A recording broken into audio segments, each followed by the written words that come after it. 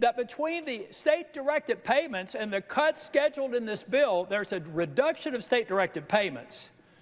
And then there's the reduction of the provider tax.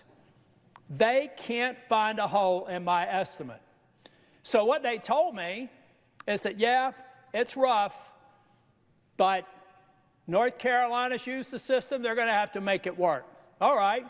So what do I tell 663,000 people in 2 years or 3 years when President Trump breaks his promise by pushing them off of Medicaid because the funding's not there anymore, guys?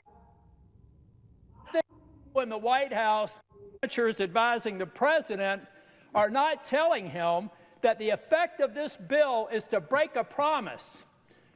And you know, the last time I saw a promise broken around health care, with respect to my friends on the other side of the aisle, it's when somebody said, if you like your health care, you can keep it. If you like your doctor, you can keep it.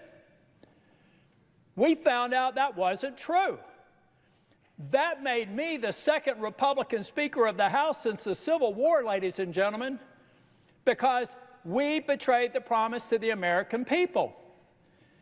2 years later, 3 years later, it actually made me a U.S. Senator, because in 2010, it had just been proposed.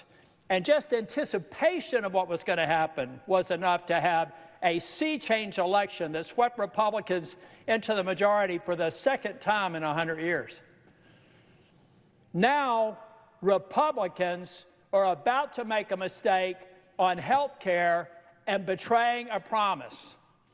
It is inescapable that this bill in its current form will betray the very promise that Donald J. Trump made in the Oval Office or in the cabinet room when I was there with finance, where he said we can go after waste, fraud, and abuse on any programs.